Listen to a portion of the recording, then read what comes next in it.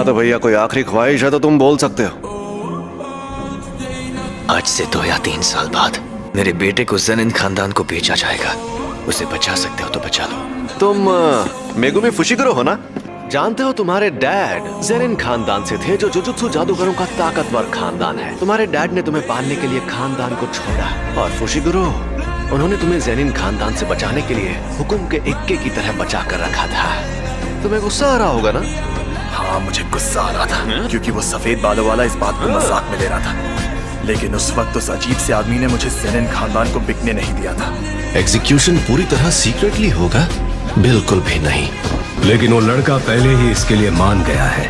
वो under as है, सिर्फ 16 साल का बच्चा, और हमें ये नहीं पता कि और कितने लोग उसके श्राप का शिकार हुए हैं। अभी तक 3 ग्रेड 2 सॉर्सरर्स और 1 ग्रेड 1 सॉर्सरर घायल हो चुके हैं, और इसीलिए तुम मुझसे बात कर रहे हो।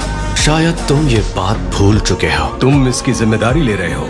बिल्कुल, यूता ओकोत्सु अब जुजुत्सु हाई की जिम्मेदारी है। कुत्सु को तुम्हारे हवाले किया था। अब तुम्हारे पास कोई बहाना नहीं बचा है सातोरू कोजो।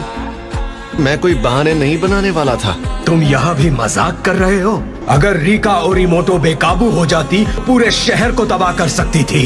मैं अपनी जान पर खेलकर भी ऐसा होने से रोकता। उसे कुछ वक्त के लिए छोड़ दो, फिर देखते हैं क्या होता है। भूलो मत, यूता ओकुत्सु की सजा बस थोड़े समय के लिए खारिज हुई है। और तुम ये बात मत भूलना कि यूता ओकोत्सु के सर पर मेरा हाथ है। सच में ये स्कूल डायरेक्टर्स नीम चढ़े करेले हैं। मुझे ध्यान रखना होगा कि मैं इनकी तरह ना बनूं।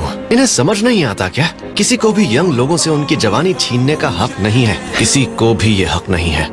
वहाँ जो शक्ति थी वो अव्वल दर्जे की थी, और उन्हें बचाने के लिए जो शायद जिंदा भी ना हो, तुमने फर्स्ट ईयर वालों को भेज दिया। उनको तो बिल्कुल नहीं भेजना था। मैंने हमारे सीनियर्स से बहस करके जबरदस्ती उसकी मौत की सजा टलवाई थी, और जिन सीनियर्स को इस बात से दिक्कत थी, वे ना होने और उस शक्ति के हमले का फायदा उठाया और धोखे से यूजी को खत्म करवा दिया। तुम इसे कुछ ज्यादा ही पसंद करते थे। वो इसलिए क्योंकि मैं अच्छा इंसान हूँ और अपने स्टूडेंट्स की फिक्र करता हूँ। मेरे सारे स्टूडेंट्स काबिल हैं, खासकर 3rd ईयर का हाकारी और 2nd ईयर का ओकोत्सु। वो एक दिन मेरे जैसे भी बन सकते हैं, और यूजी भी उनके जैसा ही था।